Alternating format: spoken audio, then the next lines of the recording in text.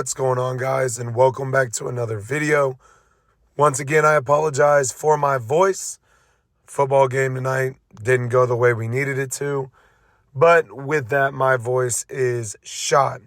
However, tonight we are here reviewing Beetlejuice, which officially opened up tonight in theaters here in the United States. Now, before we get into the video, make sure to hit the subscribe button. Make sure to follow me on all of the social media pages. And without further ado, let's get into it. Now, Beetlejuice. You say his name 3 times and he will appear. However, in Beetlejuice, you say his name 3 times and you have 3 different storylines. The one concern I had going into this film was, what was the storyline going to be, and how are we as an audience going to sit back and spend almost 2 hours in theaters watching this film? Now, you had the star-studded cast back. Michael Keaton, Winona Ryder, you had the addition of Jenna Ortega, so it was built like it was going to be a great movie, or at least an enjoyable movie. When I got into theaters, I was excited. Let's say that right off the bat. I was excited. After our game tonight, I wanted to go home, but I was like, I want to go see this movie. Let me go see if it is going to be good. But with this film, you as an audience attendee need to expect 3 storylines. The first storyline starts off with Lydia Deetz hosting a late night show about ghost hunts and ghost adventures, which ultimately sets the tone for her character. It shows that she is still seeing people from the dead, still seeing ghosts, still living back like it was 30 years ago in the original. In the second part, you have the addition of Jenna Ortega. You see where she is falling for a boy, but then you will see an issue that comes up with that. This is a no spoiler channel, so I am not going to highlight what that issue is. And obviously, one of the biggest things in the film is the death of Lydia Deetz's father, Charles.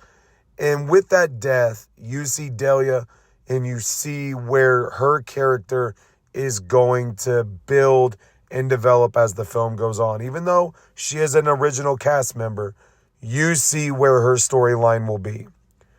But then finally, the 4th storyline that comes into play is Beetlejuice runs into somebody that he was once very close to. As I mentioned, I will not spoil it. I will not go further into that. But just know this person is what I feel like is the first person that would scare Beetlejuice, or at least cause some concern. As the film went on, and you had 4 different storylines evolving, you had 4 different storylines appearing right front and center, this movie was a bit confusing. In many ways, it is enjoyable, but it is confusing. You sit back and you find yourself looking at each storyline, looking at each situation, thinking, how is it going to resolve itself? So with the whole situation, the death of Charles Deetz, that situation kind of resolves itself very early on. And so what you see is Astrid and Lydia and Delia all kind of evolving from that situation. You also have the addition of Lydia's manager named Rory, who will play a role in this and what he is trying to do or accomplish with his relationship, personal and professional, with Lydia Deetz. What I really left the theater thinking to myself was, did I enjoy this movie? Did I enjoy the end? Did I enjoy the way it was all set up? The answer is no. I was not expecting that, to say the least. I was not expecting this film to be as bland as it was. I was not expecting this film to drag on, I would say. It just wasn't what I hoped it would be. Now, that could be a very critical response, and that could be a very critical review, but I am a big fan of the original movie. And I left this theater thinking to myself, we did not need this.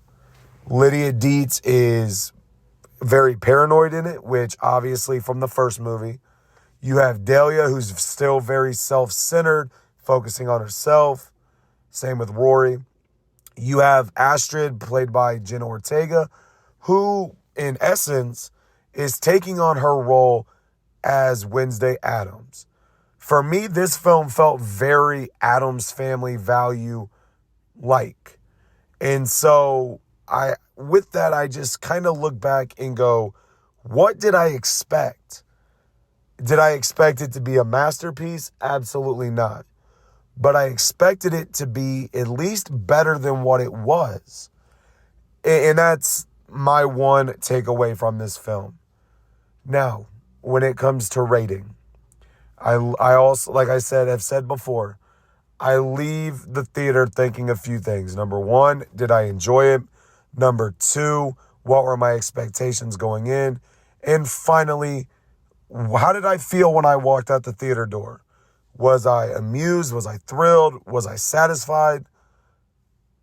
I don't know where I fully stand on this movie yet. I feel like it was okay. I definitely felt that it could be better. And so overall for me, the rating of this movie is a 2.3 out of 5. I felt that Beetlejuice was done well. Michael Keaton did a great job at revisiting his character. It brought a little bit more to the film. But as I mentioned in my original video about him not playing a sufficient role or a significant role, that was true. That I will say what I read was very accurate. He played a decent-sized role, but he wasn't the main factor of this film. And so when I look at it, I also look at it from the perspective of, should this movie have been called Beetlejuice Beetlejuice? Because, like I said, his role was not very significant as far as appearing a long amount of time. He played his role very well, and he was there when it needed to be done. But it's just a 2.3 out of 5. It's very average. It's not what I expected. And if you are a big, big fan of this series and this movie, I shouldn't say series, but this movie, I don't know what expectation you could think should be or what it should be.